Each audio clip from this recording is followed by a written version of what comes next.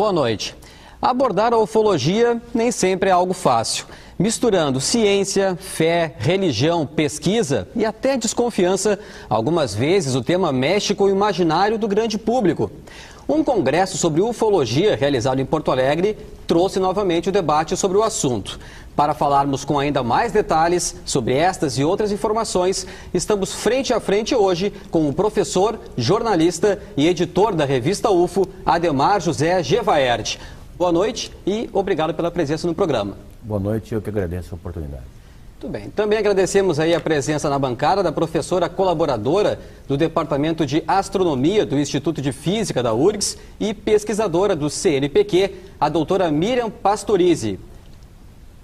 Além do colega jornalista Humberto Treze, do jornal Zero Hora, e do jornalista da Fundação Piratini, João Brits, que também faz parte do GAIDU, o Grupo Aldebaran de Investigação e Debates Ufológicos. Lembramos que este programa é transmitido simultaneamente pela Rádio FM Cultura 107,7. Boa noite, professor, tudo bem? Tudo bem. Professor, os arquivos secretos existem ou não? Existem e estão, em parte, revelados. Graças a uma campanha que a revista UFO iniciou em 2004, numa tentativa de sensibilizar o governo e principalmente as autoridades militares da aeronáutica, nós conseguimos lograr êxito e fazer serem desclassificados quase 5.000 páginas de documentos secretos, até então mantidos secretos pelo governo brasileiro, que revelam as pesquisas que o nosso governo fez dessa questão. E muito pouca gente tem ideia, por exemplo, que aqui em Porto Alegre, nos anos 50, houve uma forte incidência ufológica que foi acompanhada de perto pelos militares da aeronáutica, resultando em inúmeros relatórios, que foram mantidos secretos por todos esses anos. O mesmo se repetiu nos anos 60, nos anos 70, e esse material todo foi sendo acumulado no CONDAVA, no Comando Brasileiro de Defesa Aeroespacial, até que através dessa campanha, que se chamou UFOS, Liberdade de Informação Já, nós conseguimos fazer com que fossem revelados à população, e hoje estão abertos a qualquer pessoa no Arquivo Nacional em Brasília e no Rio de Janeiro, 4.500 páginas de documentos. Muito bem. Passamos então as palavras aqui para a nossa bancada. Gevaerd, boa noite. Boa noite aos colegas de mesa aqui. Existem dados estatísticos sobre pessoas contatadas e abduzidas, e qual é a fonte dessas, se existe, né, qual é a fonte dessas estatísticas? Bom, infelizmente, a ufologia não se precaveu como devia, há 20 ou 30 anos atrás, para institucionalizar um banco de dados que contivesse informações sobre todas as ocorrências registradas, tanto de primeiro grau, quanto de segundo grau, quanto de terceiro grau, as abduções, os contatos, em escala global. Por isso nós não temos números precisos. Nós temos números brasileiros, nós temos números argentinos, nós temos números americanos, só que esses bancos de dados são setoriais e eles não conversam entre si. Mas eu te diria que há uma quantidade significativa de pessoas que foram abduzidas. E para aquelas pessoas que não sabem o que significa o termo, são situações em que gente como nós, de qualquer tipo de profissão, de qualquer grau de escolaridade, é levada por esses seres para algum tipo de contato dentro de naves, às vezes naves que ficam na atmosfera, às vezes naves que são levadas para bordo de outras naves que estão em órbita da Terra. São muitas essas pessoas. E a abdução ela pode ser consentida ou a abdução ela é um rapto? A abdução ocorre quando ela não é consentida, mas há ocorrências em que pessoas são convidadas. Então aí já não se configura uma abdução. Por exemplo, há inúmeros casos pelo Brasil e pelo exterior em que o cidadão é chamado para ir a bordo da nave e, inclusive, há casos de pessoas que se recusaram. Falaram, olha, muito obrigado, mas não quero esse passeio. E há outros que aceitaram e nos contam situações diversas passadas a bordo dessas naves. Como é que essas pessoas são convidadas? Esses seres, ditos seres, eles falam a língua da pessoa? De que forma é feito esse tipo? É um pouco curioso isso. É curioso, eu acho que para quem está ouvindo esse tipo de assunto pela primeira vez pode até parecer bizarro. Mas o fato é que essas ocorrências elas se dão com uma certa repetição em todo o território nacional e no exterior. Acontece que, primeiro, nós temos que ter em mente que nós estamos sendo visitados por várias civilizações que lograram ter um avanço tecnológico maior do que o nosso, que as possibilita chegar até aqui. E elas têm objetivos diferentes nessa sua vinda para cá e para outros planetas por onde elas trafeguem. Quando chegam aqui, Em geral, e isso é uma estatística da ufologia mundial, em 9 a cada 10 casos, o contato tido com as pessoas é telepático, o que prescinde, então, de qualquer forma de compreensão das linguagens praticadas no nosso planeta. E nos casos em que o contato é oral, geralmente é na língua do próprio contatado. A pessoa recebe alguma coisa, alguma instrução ou algum convite na sua própria língua. Muitas vezes falando que são várias civilizações e objetivos diferentes. Tem algumas querendo o quê? Levar para experimentos as pessoas, outras querem... Como é que se divide mais ou menos, grosso modo, esse tipo de contato? A coisa vai até mais além do que isso. Se nós formos fazer uma análise do que nós próprios, enquanto espécie, estamos realizando hoje, nós vamos entender melhor toda essa questão. Nós hoje estamos explorando uma parte do sistema solar, aquela que nós conseguimos explorar com a nossa limitada tecnologia. Fomos à Lua, fomos a Marte, estamos tirando fotografias dos anéis de Saturno, dos satélites de Júpiter. Isso tudo porque nós temos essa vontade de ir lá para fora. Outras civilizações que já passaram por esse mesmo processo evolutivo há mais tempo, já tem mais tecnologia, já pode viajar a outros lugares, dominar tecnologias ou talvez leis físicas que nós não conheçamos ou não possamos explorar, para viajar e vencer as distâncias interestelares e conhecer outras partes do universo, coisa que talvez daqui 30 anos, 40 anos, 100 anos, nós próprios vamos estar fazendo. E se nós chegarmos a uma outra civilização que esteja no estágio evolutivo mais atrasado, nós vamos ter objetivos humanos, por exemplo, com relação àquela civilização. Nós vamos querer observar como aquela civilização prosperou, que tipo de problemas aquela civilização está passando nesse momento, epidemias, fomes, etc. Então, talvez nós sejamos apenas um objeto de curiosidade de algumas dessas civilizações, enquanto que para outras talvez nós sejamos assim, um objeto de grande interesse. Até porque uma das coisas mais curiosas e notórias da ufologia é o fato de que esses seres que nos visitam, na sua assim, imensa totalidade, praticamente todos eles, 99 alguma coisa por cento, eles têm tronco, 2 pernas, 2 braços e uma cabeça. Humanoides. São humanoides, como nós. Há seres que se sentassem dentro dessa sala, nós não iríamos notar que eles não são desse planeta. São assim que eles são descritos pelas testemunhas, pelas pessoas que os viram frente a frente. E nós estamos falando de milhares de pessoas em todo o mundo. Inclusive pessoas de grande credibilidade, pessoas de formação técnica, pessoas que não seriam enganadas em nenhuma circunstância por qualquer tipo de devaneio psicológico ou coisa assim. Até porque a ufologia... senhor? Sim, claro, por favor, professora. Você ouviu suas explicações e eu fico realmente impressionada, não? Porque eu sou cientista, sou astrônoma, faz mais de 40 anos que eu trabalho na área de astronomia. Eu estive observando desde meus inícios da carreira, dos 20 anos, digamos assim, nos observatórios, estive no Observatório da Argentina, que é onde eu me formei, no Observatório do Chile, estive observando nas Ilhas Canárias, estive observando nos Estados Unidos, eu estive nos institutos da NASA, ou seja, tenho uma experiência como cientista muito ampla. Posso dizer ao senhor que eu passava meses inteiros trabalhando das 7 da tarde até as 7 da manhã, olhando com um telescópio cego. Consegui observar os satélites, não é? Satélites artificiais que a gente vê perfeitamente no traço, digamos assim, no céu, e jamais não conheço nenhum astrônomo, nenhum cientista que tenha tido a experiência de ter um contato do tipo que o senhor descreve. Eu poderia lhe fornecer uma lista de pelo menos 1000 cientistas hoje, colegas seus que têm essa experiência. Eu gostaria, digamos assim, de ter, digamos assim, conhecido, não é? E posso dizer, por exemplo, até que eu fui a olhar nas revistas, não é? Que são revistas, digamos assim, que estão catalogadas, que a gente pode entrar, científicas, não é? Sobre alguma experiência desse tipo, e nenhuma está comprovada. Então, fico assim realmente muito impressionada com o fato do senhor dizer, por exemplo, que aqui o governo brasileiro está pesquisando isso aí. Porque eu, por exemplo, sou cientista, não é? Do Conselho Nacional de Desenvolvimento Científico e Tecnológico, forma parte de muitas não comissões. Tinha conhecimento disso. E nunca foi discutido uma coisa desse tipo.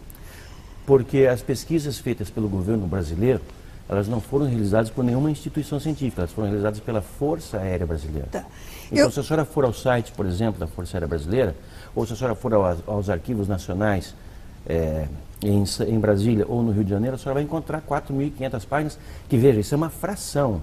Isso é a ponta do iceberg. Podem ser registros de fenômenos, certo? Atmosféricos ou de fenômenos estranhos que acontecem na atmosfera da Terra, por exemplo, registrado por aviões e até, por exemplo, experiência que as próprias pessoas podem ter. Sim, claro. Esses também são registrados lá.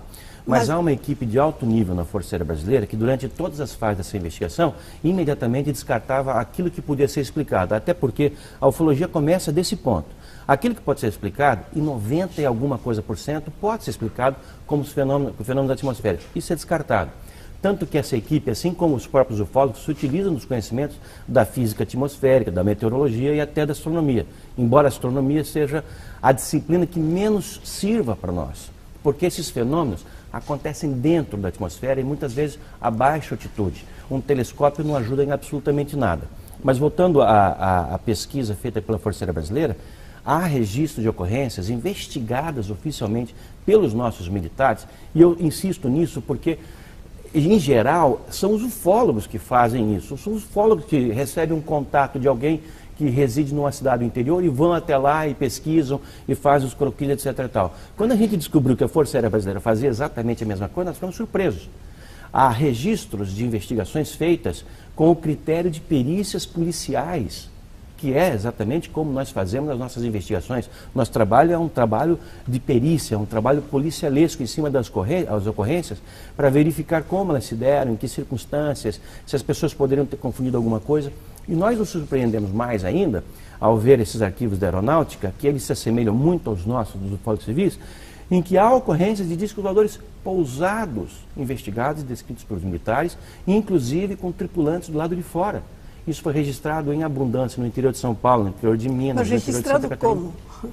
Registrado pelas testemunhas. Se é uma câmera fotográfica, eu posso registrar e posso simplesmente simular muitas coisas. Eu posso simular até a formação do universo, posso simular mediante um programa numérico, posso simular, por exemplo, a evolução da Terra desde 4 bilhões de anos atrás até agora. Professora, hoje nós temos softwares com tamanha tecnologia que nada escapa.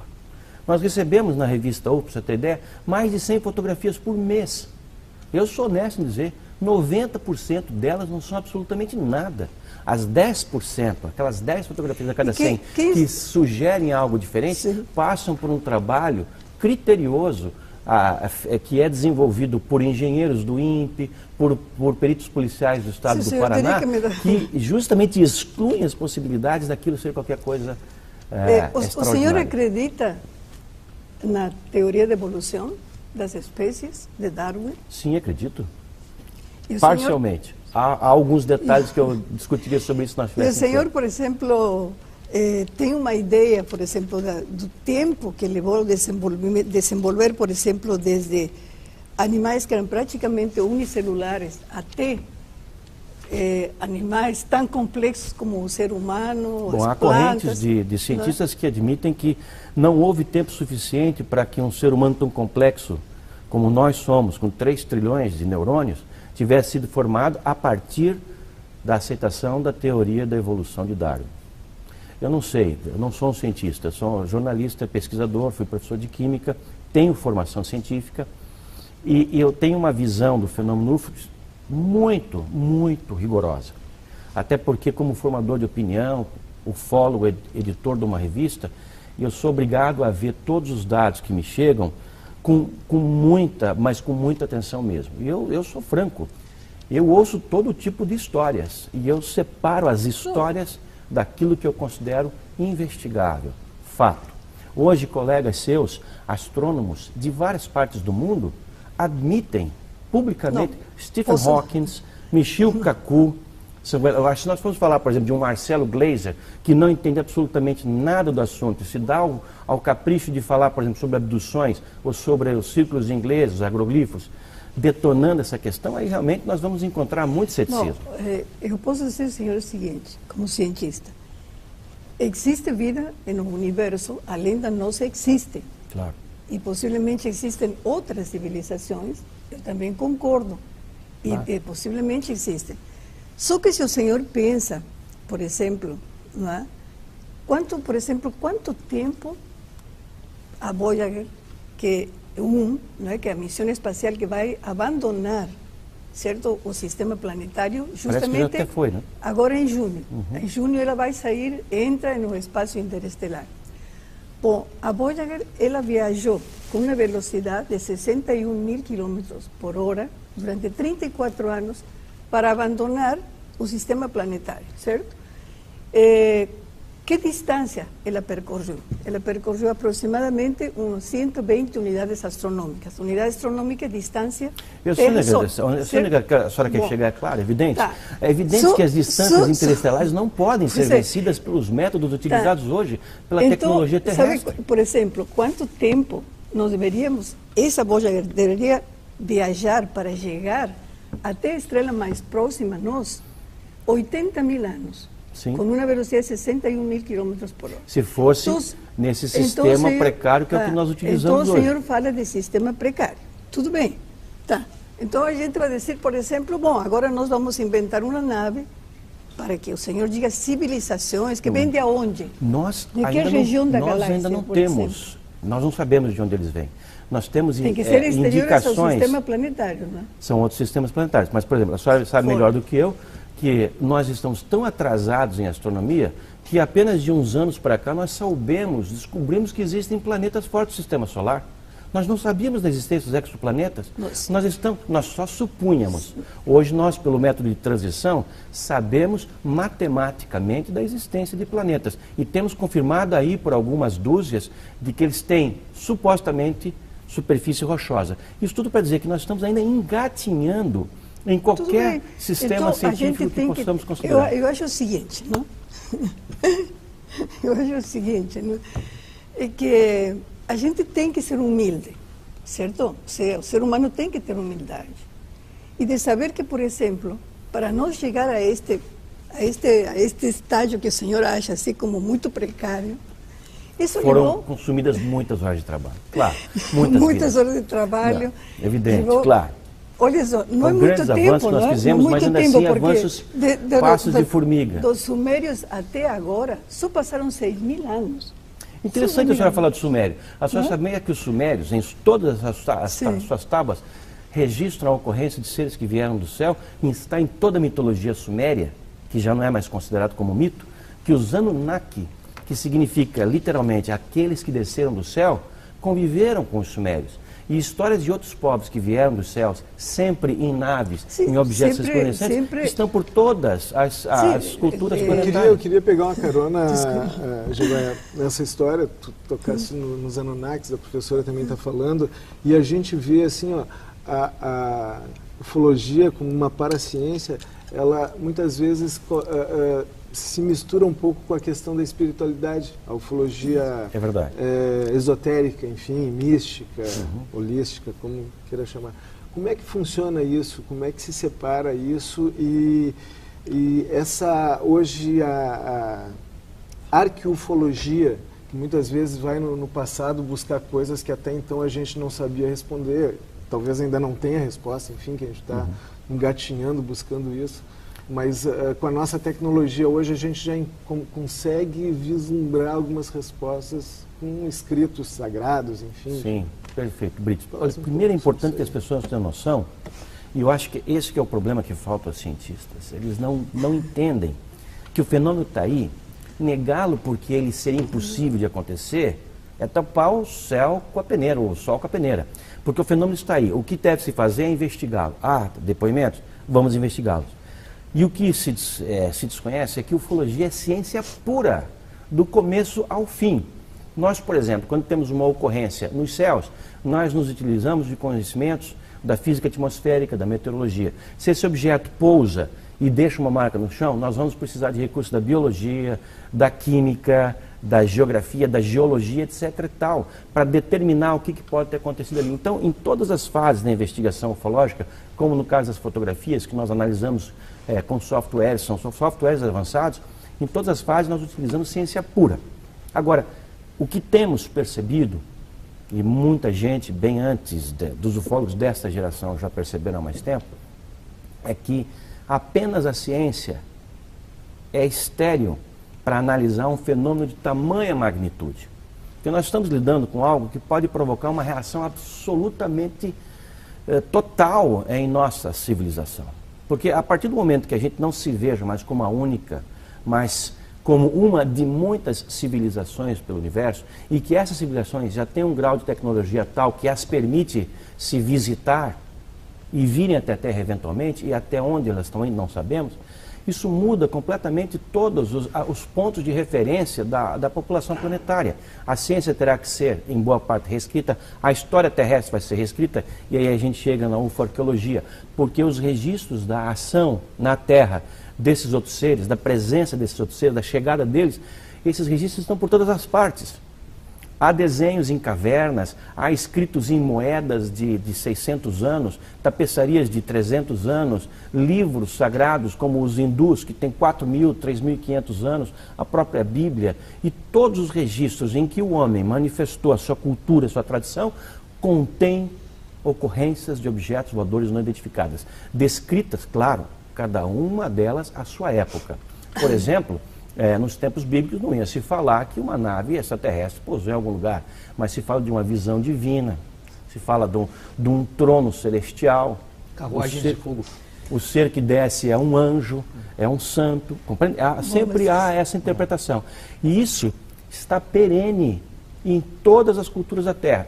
Se vocês forem até, por exemplo, os índios do Alto Xingu, vão tratar dos caiapós. A tradição dos caiapós é de receber visitas no passado de outras espécies. Inclusive um ser que conviveu com os índios caiapó se chamava Becororote, está na lenda dos caiapó, e esse índio, esse ser, aliás, que conviveu com os índios, ele veio numa canoa voadora. Canoas voadoras, barcos voadores, isso tudo está pelo folclore brasileiro. A Bíblia fala do Elias, né, das carruagens de fogo. Exato. Eu queria dar um corte um pouco aí nessa questão sobre a existência ou não dele. Eu queria saber um pouco a tua experiência, como é que começou esse teu interesse e se tu alguma vez tiveste algum contato com o UFO mais próximo, tipo assim, algum avistamento ou algum contato com algum ser. Eu acho que aqueles que me vêm defender esse tema com tanto entusiasmo, devem pensar, esse cara deve viajar para o planeta, algum planeta aí o tempo inteiro. Deve ter contato com os seres, deve ser amigo de extraterrestre, tomar café da manhã com ET, almoçar com outro tipo, mas não. Na verdade, o começo da minha investigação desse fenômeno foi bastante prosaica. Eu era um estudante e desde a minha adolescência me interessei bastante por isso. Ao mesmo tempo em que eu me interessava por química, pretendia ser um cientista, pretendia ser o que eu acabei sendo, professor de química, mas eu pretendia seguir a carreira química, mas me vi confrontado com o crescimento do interesse pelo fenômeno dos discos voadores, concorrendo com o meu interesse pela química. Um dia eu falei, não, é uma aventura muito mais interessante perseguir esse tema. Então não parei mais. Não tive contato assim de ver nave pousadas, não entrei em naves, não tive contato com ET, não conheço nenhum ET. Mas tive duas experiências, assim, uma delas bastante marcante. A primeira ocorreu nos anos 92, 93, nos Estados Unidos, no deserto do Nevada. Eu estava fazendo uma conferência em Las Vegas, o ano correto é 92, e fui até uma área próxima da base chamada Área 51, que existe. Até um tempo atrás o governo americano falava, não, isso não existe, isso é conversa, Área 51. Espera, amor, pode se olhar até no Google, tá a Área 51 e todo mundo sabe o que se faz ali desde os anos 40. Tá? Então, ali por volta da meia-noite, no retorno a Las Vegas, pro hotel em que eu estava, fui só passear no deserto, o carro em que eu estava com outros 3 ocupantes foi seguido por uma luz intensa durante uns 40 minutos, fazendo com que todos nós tivéssemos assim um acometimento de sono terrível. Foi uma coisa bastante marcante que aconteceu, não sei se foi alguma coisa além disso. Agora, Também é importante que se diga que as experiências dos ufólogos não contam muito para a sua pesquisa. Os ufólogos investigam casos ocorridos com tantas outras pessoas. Pessoas que vão de agricultores, ou frentistas de posto, ou estudantes, até professores universitários, pilotos, astronautas, generais. Por exemplo, eu tenho me dedicado nos últimos tempos a visitar países sul-americanos que têm organismos de pesquisas ufológicas oficiais, mantidos pelo orçamento dessas nações. O Uruguai, muita gente não tem ideia disso. Aqui ao sul do Rio Grande do Sul, o Uruguai, desde 1979, tem um organismo dentro da Força Aérea Uruguaia para pesquisas oficiais do fenômeno UFO.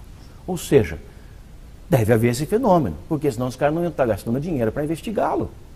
E o que nós ouvimos lá? O que eu fui lá e ouvi, por exemplo, do comandante da entidade que pesquisa discos voadores dentro da Força Aérea Uruguaia, assim como eu ouvi depois, esse ano ainda, aqui no Chile, de um general, e no final da semana passada eu ouvi de um coronel da Força Aérea Peruana, militares todos, assim como os brasileiros, envolvidos em pesquisa ufológica. Aqui no Uruguai eu recebi descrições de ocorrências ufológicas impressionantes.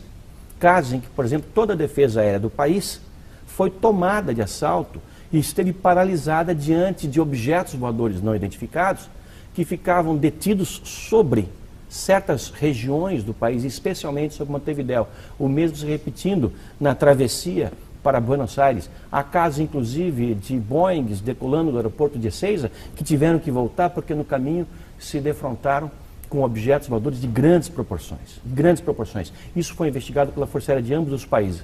E a Argentina, agora em 2010, restabeleceu o seu programa de investigação desse fenômeno oficialmente, e a Força Aérea Argentina também tem hoje uma entidade de pesquisa ufológica. Então, é o Uruguai, a Argentina, o Chile, o Peru e o Equador. São 5 países apenas nesse continente cujas forças aéreas têm verbas sendo destinadas, militares, pessoal, equipamentos, aviões destinados para a investigação desse fenômeno. A senhora tinha ouvido falar disso, professor? Não. Não, sinceramente não. Agora, se eu ligo, por exemplo, se eu ligo para o senhor, ou mando um relato de que eu tive um contato, por exemplo, né? Então, eu conto uma história, que sei lá, me encontrei, que fui conduzida a outro sistema solar, etc, etc. Como é que o senhor comprueba que o que eu estou falando, né, é verdade? É verdadeiro. Ou simplesmente é uma alucinação que eu tive, ou simplesmente, sabe, tem pessoas que alucinam, claro. Que alucinam. Né? Nós, tem pessoas que têm mais a par disso, porque nós estamos vendo a alucinação de pessoas que então, ou seja, eu não, digamos assim, eu penso que existem fenômenos. E certamente eu não sou do cientista que o senhor pensa, que o cientista simplesmente se fecha, não é? E não quer aceitar porque nós não queremos queremos continuar sendo a única civilização.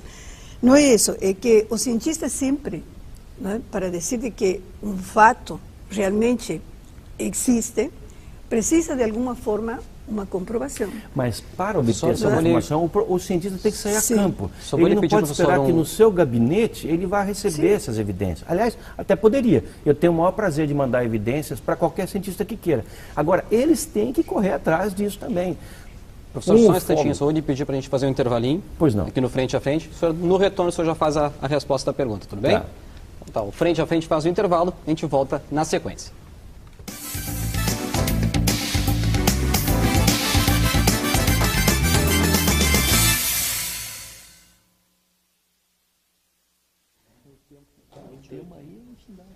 Vai.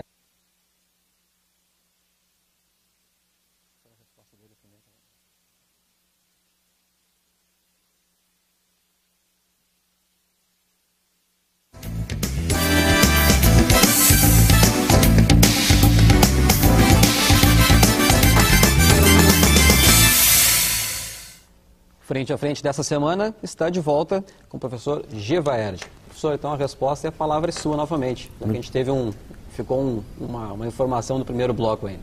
Muito obrigado.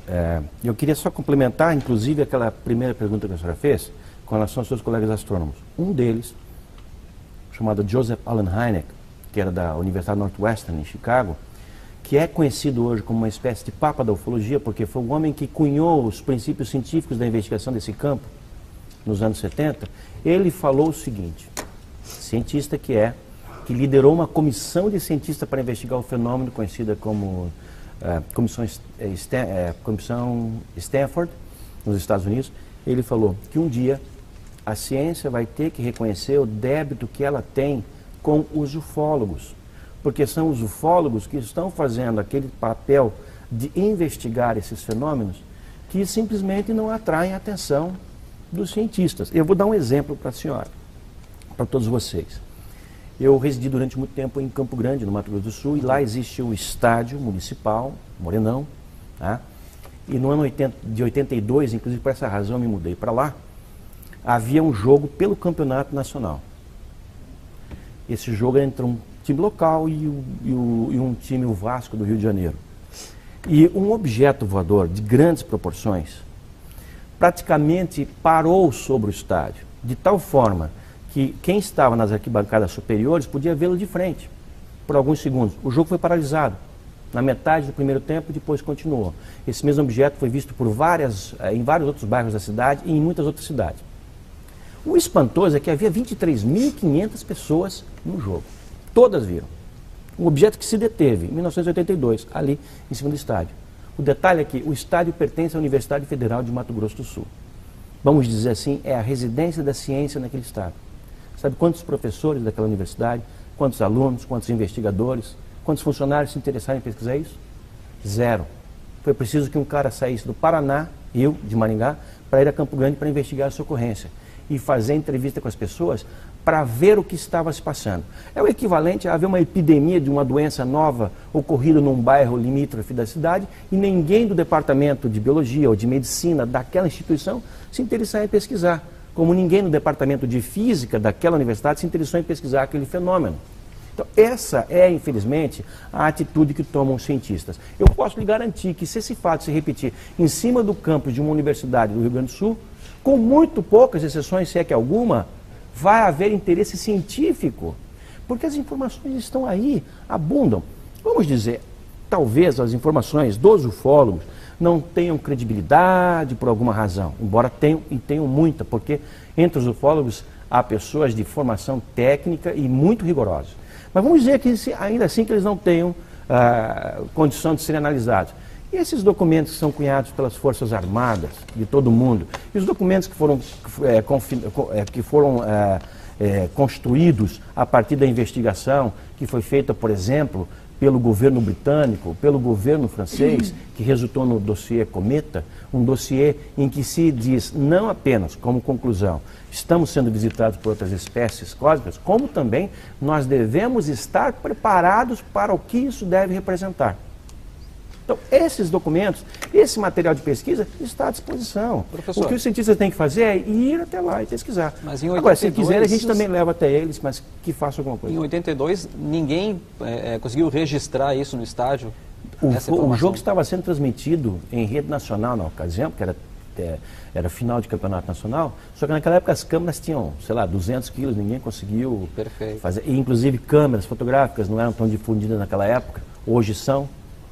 Infelizmente não houve um registro, mas o objeto foi detectado até mesmo por radares do sistema de controle de tráfego aéreo e foi visto a partir pelos controladores de tráfego aéreo do aeroporto de Campo Grande. Como acontece com regularidade aqui no aeroporto Salgado Filho, no de Curitiba, no Afonso Pena, no de Guarulhos, no de Congonhas, no de Confins, etc. Tal. Controladores de tráfego aéreo tendo experiências ou relatando experiências, ouvindo experiências relatadas pelos pilotos que fazem os seus voos pousando, decolando ou sobre esses campos. Gevaera, eu queria entrar um pouco na casuística do fenômeno, tá? Pois não.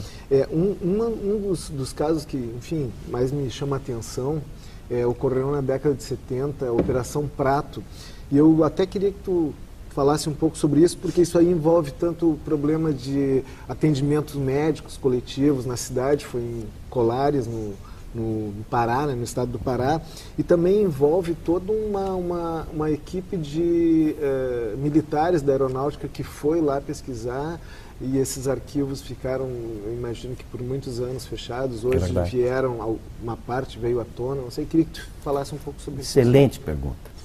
Eu me especializei na pesquisa dessa missão militar que ocorreu nos anos 70 na Ilha de Colares, na região do Salgado, na Amazônia. Não está longe, está a 150 quilômetros de Belém, portanto está quase que na área metropolitana.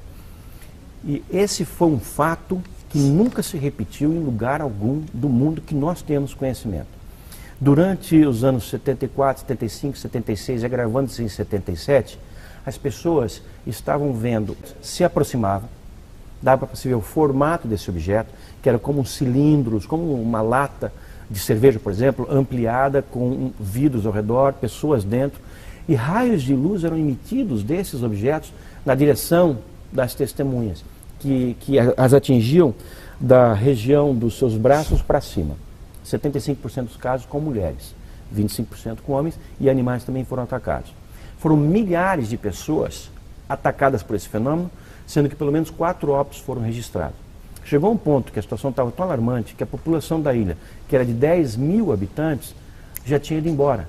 Restaram 1.000 habitantes. Nessa ocasião, os líderes comunitários da Ilha de Colares foram até a base aérea do 1º Comando Aéreo Regional em Belém do Pará, conversaram com o brigadeiro Protásio de Oliveira e disseram: brigadeiro, esse negócio vem do céu, a Força Aérea tem que investigar. E a Força Aérea mandou uma equipe para investigar, que foi comandada por um capitão da intendência na ocasião chamado Irangê Holanda, depois se aposentaria como coronel. Ele reuniu um grupo de 3 a 4 dúzias de homens militares que durante 4 meses, de setembro a dezembro de 1977, permaneceram na Ilha de Colares e outras regiões, região da Baía do Sol, ali investigando esses fenômenos. Durante os dias, eles conversavam com as testemunhas e apuravam os seus relatos. 2.000 páginas de documentos foram cunhadas a partir disso. Durante a noite, com o uso de equipamentos sofisticados, inclusive de radares portáteis, eles tentavam fazer a detecção e o registro desse fenômeno. Cerca de 500 fotografias foram feitas e 16 horas de filmes de UFOs sobre a Amazônia foram registrados pela Força Aérea Brasileira durante uma operação militar, oficial e secreta, com alguns vazamentos mais secreta. A coisa chegou a um ponto tal que os militares da Força Aérea Brasileira, e isso quem me revelou pessoalmente foi o Irangê Holanda, 20 anos depois, em 97, quando ele resolveu abrir o sigilo, ele estava aposentado, ele me ligou e ele me escolheu para fazer esse depoimento todo. Isso é uma entrevista enorme que está no site da revista UFO, publicado em vários idiomas. Ele revelou em detalhes como as naves, gradativamente, semana após semana, se aproximavam dos acampamentos dos militares, a ponto de, se o acampamento mudasse para o outro lado da ilha, os objetos iam atrás. E eles fotografaram isso, professor? Mais de 500 vezes, mais de 500 fotografias foram feitas e 16 horas de filmes em formato Super 8 foram feitos. Houve a participação de militares americanos que foram mandados para aquela região e o fato todo culminou, essa grande incidência que foi pesquisada pela essa missão militar, que recebeu o nome de Operação Prato, está na internet, inúmeras fotografias, inúmeros materiais. Isso culminou no começo de dezembro de 1977, com um contato oficial entre o comandante da operação, fardado, e seus homens, com um objeto voador não identificado, do qual saiu um tripulante, levitando, flutuando no ar, de um aparelho de 100 metros de altura, aproximadamente, estimado por ele. Abriu-se uma porta lá de cima, esse ser desceu por aquela porta e chegou ao nível da divisão dos militares que estavam à frente da Operação Prato. Eles se entreolharam, não houve contato de nenhuma espécie, o ser voltou para dentro daquela nave, aquela nave decolou lentamente e foi embora, e muitas outras voltaram a aparecer. Isso se sucedeu diariamente no território nacional. Não há registro em nenhuma outra parte do mundo onde uma missão militar deste porte, de 3 a 4 dúzias de homens, durante 4 meses seguidos investigando UFOs, ter ocorrido. Deixa eu fazer o advogado do diabo também aqui na história, já que... me perdoe aqui. E isso tudo poderia ser uma tecnologia, não de fora, mas daqui mesmo, sei lá, alguma potência que... Seria absolutamente impossível, até porque essa ação destas naves naquela região particular, naquele tempo particular no Brasil, chamou a atenção, por exemplo, dos militares norte-americanos. Eles vieram ao Brasil para ver o que estava se passando. E, inclusive, eles ajudaram os militares brasileiros que estavam tendo dificuldade para fazer o registro dos objetos.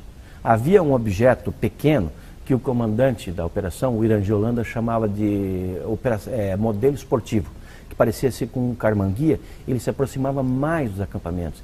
E ele fazia fotografias e depois, fotografias analógicas das antigas. Depois ele mandava revelar e não conseguia, não aparecia nada. E foram os militares americanos que vinham regularmente conferir os avanços da Operação Prato, que deram à Holanda equipamentos e filmes ultrassensíveis, através dos quais, por meio dos quais, ele conseguiu então registrar esses fenômenos. Essas fotografias, só para completar, esses documentos não são mais secretos. Das 2.000 páginas de documentos produzidas pela Força Aérea Brasileira, por volta de 300 e alguma coisa estão liberadas e estão no Arquivo Nacional. Por que não estão todas as duas? Essa é a nossa pergunta, Brits. E isso é que nós queremos. Das 500 fotografias, 150, 180 foram reveladas. E as outras? E dos filmes? Eu tenho depoimentos de pessoas que assistiram aos filmes, que ficaram assim, estupefactos. Naves gigantescas, enormes, filmadas sobre o Rio Amazonas. Das 16 horas de filmes, nem um minuto sequer foi aberto pelo governo.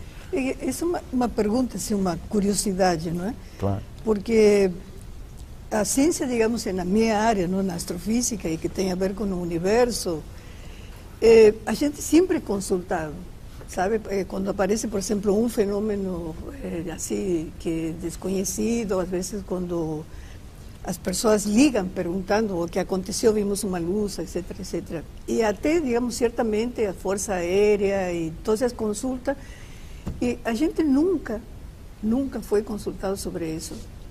E nunca se tem assim um registro científico de um evento desse tipo, assim, tão massivo e tão coisas. Eu tenho que fazer uma intervenção para dizer que existem sim os registros científicos. Talvez a senhora não os conheça, não esteja a par deles. Não é eu que não conheço, não. Posso garantir, posso dizer que ninguém aqui da minha área, em todo o Brasil, conhece ou foi consultado, sabe disso aí. Entendeu? Então é como se os governos eu não sei nada e do os que está passando no campeonato de futebol da Colômbia, por exemplo. Tivessem uma organização secreta onde os científicos são excluídos. Não, eles não são excluídos. Então, isso é uma coisa que a mim me surpreende, o mínimo. Eu imagino a sua surpresa. Mas, por exemplo, eu vou dar o exemplo do que está passando no seu país de origem. São eventos que acontecem tão diariamente, por que a gente nunca, por exemplo, se uma civilização certamente tão superior a nós, por que eles não entram em contato, por exemplo, com seres, ou com pessoas, ou com organizações, por exemplo? Mas eles entram, é justamente o que nós estamos falando. Agora, Astronômica Internacional. Deixa eu tentar responder a sua primeira pergunta. A sua primeira pergunta, eu vou usar um exemplo do seu próprio país, na Argentina. Só sabe por que a Força Aérea Argentina voltou a pesquisar esse assunto? Porque já pesquisou na década de 50, de 60, de 70. Porque as bases argentinas na Antártida e os navios que faziam carregamento de suprimentos para a Antártica estavam registrando um número muito grande de avistamento desses objetos, que chegavam a interferir nos equipamentos científicos das bases antárticas. Isso ocorreu também na nossa base, nas bases chilenas, neozelandesas, americanas, as bases antárticas. Agora, no caso da Argentina, que tem uma questão de soberania sobre a Antártida, porque está ali, né? A Argentina tomou aquilo de uma maneira mais séria, criando ou recriando uma entidade de investigação dentro da Força Aérea. Essa entidade é composta por ufólogos militares, ou melhor, por militares, por ufólogos civis e por cientistas. Claro, eles não vão consultar ou contratar ou convidar todos os cientistas da ação, mas convidaram alguns cientistas que já prestavam algum tipo de serviço para a Força Aérea. No caso da brasileira também.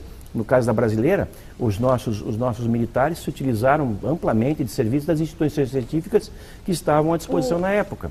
Senhor... Eu tenho certeza até, que a URGS foi sim consultada nos anos 50, quando a base aérea era ainda em Canoas, agora em Gravataí, ou ao contrário? Canoas. Naquela ocasião, quando houve a revoada de discos voadores aqui sobre Porto Alegre? Nós fomos consultados faz 3 ou 4 anos atrás sobre um objeto não identificado e pela trajetória, até meus colegas calcularam que era uma das partes de possivelmente que se desintegrou de os foguetes que impulsam os satélites. Recentemente nós tivemos algumas quedas desses tanques de foguetes. Exatamente. Ou seja, lá no Nordeste. Muitos objetos desse tipo, não é? Que são... Agora, o que a senhora sabe por exemplo, em relação à Antártida, nós temos um grupo, não, o senhor deve saber, porque saiu de um grupo da universidade que trabalha, Simões, sobrenome do nosso colega, que ele vai todos os anos, eles ficam de dezembro até março trabalhando lá. Lá onde? Na Antártida. Na Antártida. Aliás, é o primeiro grupo que conseguiu chegar até exatamente o Polo Sul. Eles fizeram uma viagem de mais de 1000 quilômetros. Brasileiro. O primeiro grupo, né? Porque sim, houve grupos anteriores. Não, digo assim, chegar até exatamente o ponto que diz Polo Sul.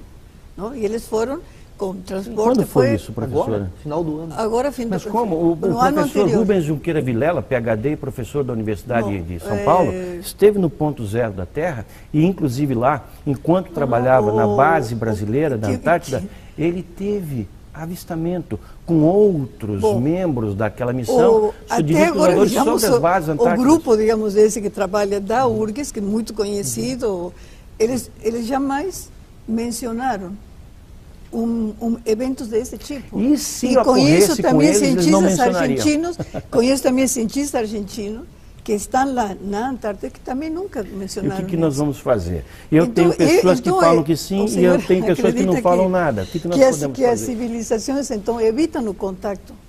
Não, elas evitam um contato aberto, mas um contato ocorrendo num nível, vamos dizer, subliminar. Isso acontece há milênios. Mas tem uma explicação, eu tenho duas perguntas. Uma é essa, por que elas não fazem contato aberto com entidades governamentais e tal? Isso. Como a gente imagina aquela coisa do filme, leve-me ao seu líder. Se eu chegasse a Marte, eu perguntaria quem é o bambambam do pedaço lá. Claro. E isso aparentemente não acontece aqui. Não. E eu acredito no que tu está dizendo, essa coisa da Operação Prato, acredito que tenha documentos secretos a respeito por motivos óbvios. Eu não entendo é por que os que nos contratam não procuram os governos, ou procuram e a gente não sabe. E a outra coisa, eu queria que falasse um pouco sobre episódios da casuística aqui no Rio Grande do Sul, para ficar mais próximo do nosso telespectador. Né? Pois não. No primeiro caso, a discussão é longa, a discussão é muito profunda. Nós próprios ufólogos temos o nosso questionamento, por que afinal que eles não fazem um contato mais amplo? Mas nós temos que pensar de uma outra forma. Esses seres, eles já detêm o poder de entrar e sair da nossa atmosfera, e é justamente isso que assombra os governos, há milênios, há décadas pelo menos, de maneira documentada.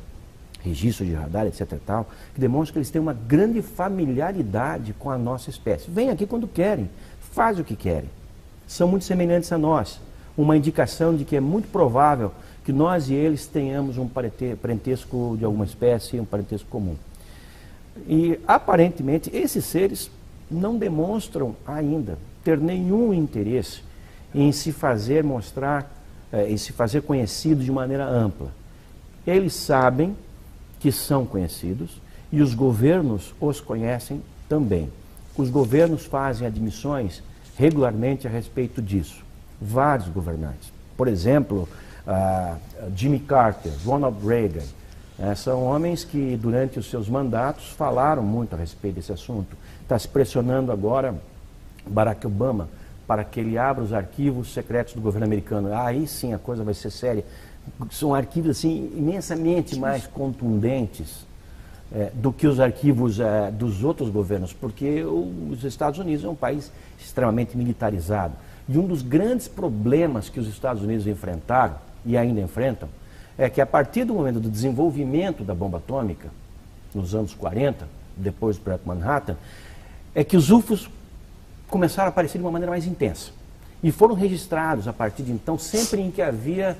em locais em que havia algum tipo de investimento na área nuclear. Chegando ao ponto em que, em pontos de mísseis de lançamento de mísseis balísticos, Minuteman, no norte dos Estados Unidos, que são centenas, os UFOs passaram a ser um problema sério. Hoje nós temos ex-militares, militares na reserva da Força Aérea e do Exército Americano, que eram encarregados de cuidar, de monitorar as equipes, que eram inúmeras, de manutenção desses mísseis atômicos, e que estão indo a público para dizer, como o coronel Robert Salas, que eu entrevistei recentemente nos Estados Unidos. O Robert Salas é um dos homens que vai a público, como esteve no Larry King, para dizer: o governo americano está escondendo informações seríssimas sobre a ação de UFOs sobre bases de mísseis norte-americanos, que chegaram ao ponto de invalidar as cabeças nucleares, os códigos de lançamento, enfim, inutilizar aqueles aparatos de guerra. Então, o governo sabe disso? Sabe. As autoridades sabem disso? Sabe. O Vaticano sabe disso? Sabe. Por exemplo, costumo sempre citar isso em minhas palestras. Isso é uma coisa que pouca gente deu atenção, mas o astrônomo oficial, para citar um outro astrônomo, doutora, o astrônomo oficial do Vaticano, que ele é PhD, com 2 titulações em estrelas binárias, que é do seu país, ele é de Rosário, o jesuíta José Gabriel Funes, que se senta à mesa do Papa, recentemente falou exatamente o seguinte: que não reconhecer a existência de outras espécies avançadas no universo é menosprezar a capacidade criativa de Deus. Hoje há outros teólogos, que também são cientistas, como houve no passado, falando coisas semelhantes, dando a entender que a Santa Sé se move na direção de acompanhar esse fenômeno. Até porque a Santa Sé está envolvida diretamente na construção ou financiando observatórios astronômicos em várias partes do mundo. Professor, e nesses casos específicos aqui, então, do Rio Grande do Sul? O Rio Grande do Sul é um dos estados brasileiros que tem uma intensa casuística. Ela se manifesta desde os anos 50. E a sorte que houve para a ufologia brasileira é que aqui sempre existiram ufólogos muito ativos e muito diligentes investigando, como é o caso do Felipe Machado Carrion, que era professor aqui, que escreveu um livro nos anos 60, Discos Voadores Imprevisíveis e Conturbadores, como um outro professor de Pelotas, Luiz do Rosário Real, ou o professor José Vitor Soares. Hernão Mostágio, ali de Santa Maria. Hernão Mostágio. Esses homens entraram pelo Estado e se detiveram em lugares onde as ocorrências eram marcantes. Por exemplo, Alegrete. Alegrete é um ponto de grande intensidade de observação de objetos voadores não identificados. Há casos ali até extremos, de um homem, um vigia de um quartel, que atirou numa nave. Contra as ordens de seus superiores, a bala voltou, alojou-se no seu joelho, ele não tomou cuidado com aquilo, teve que amputar a perna. Aqui recentemente, ou mais ou menos recentemente, nós tivemos um caso em Pelotas, com um piloto, um homem de grande credibilidade na sua região, o Haroldo Westendorf, que estava pilotando, era seu hobby, pilotando seu próprio avião, um monomotor, sobre a Lagoa dos Patos, e se deparou com um fenômeno enorme, que foi confirmado pelos controladores de tráfego aéreo do aeroporto local e do aeroporto de Porto Alegre, e visto também por pessoas que estavam a partir do solo, quer dizer, confirmações cruzadas. Quer mais um caso de piloto? 7 pilotos. Durante uma certa noite, em 1986, no Brasil, nós tivemos 21 UFOs de 100 metros de diâmetro cada um. Imagina, o tamanho de uma quadra urbana. Como é que sabe que 100 metros? Senhora, isso foi detectado por radar. Os radares são precisos, inclusive pelos radares de bordo e pelos radares de terra. Aeroportos, simultaneamente, de Confins, de Anápolis, sim, mas o senhor disse de Guarulhos, isso, conta todas essas que mais histórias. Vocês precisam? Mas aonde está registrado? Isso porque são sempre histórias assim. Não são o fulano histórias. ia viajando e viu isso Professora, aí. com todo respeito, a Força Aérea Brasileira não é composta de idiotas. A Força Não, Aérea eu não Brasileira digo que não. disparou 7 caças. Ninguém faz isso para brincar. 7 caças, 4 Mirage e 3 F-5 das bases aéreas de Santa Cruz, de São Paulo e de Anápolis para interceptar esses objetos que congestionaram os radares de Confins, os radares de Anápolis, de Congonhas, de Guarulhos, do Galeão. Nós estamos falando do quê? Nós estamos falando de documentos, de ocorrências documentadas. Por exemplo, o que a senhora talvez não tenha conhecimento, e muito poucas pessoas talvez tenham, é que naquela ocasião, o então presidente da Petrobras, Osiris Silva, um dos homens mais reputados desse país, estava a bordo de um avião Xingu, saindo de Brasília depois de ter uma conversa com o presidente e voltando para São José dos Campos. Estava diretamente na rota dos objetos. E o SINDACTA, o Centro Integrado de Defesa Aérea e Controle de Tráfego Aéreo, pediu a ele, por ser a aeronave mais próxima, e também por ser ele um militar, um graduado, um coronel, para que observasse aquele fenômeno. E ele então foi com o avião Xingu, ele estava acompanhado do copiloto Alcir, que é de Campo Grande, que eu entrevistei, e o Osiris também foi entrevistado por meus colegas, e eles dois seguiram um dos objetos e puderam dar descrições daquele objeto. Assim como os pilotos que estavam a bordo dos 7 caças da Força Aérea Brasileira que foram disparados. Parar o encalço disso. Isso durou horas. O ministro da Aeronáutica, no dia seguinte, o então brigadeiro Júlio Otávio Moreira Lima, chegou a convocar uma conferência de imprensa. Todos os pilotos se sentaram na frente dessa conferência de imprensa, junto com os comandantes que fizeram o disparo dos aviões, que fizeram o controle daquela situação toda, e o brigadeiro declarou textualmente, literalmente no ar: nós ontem recebemos a visita de alguma coisa, não sabemos o que é. Vamos emitir um relatório em 30 dias. Esse relatório nunca saiu, pelo menos publicamente.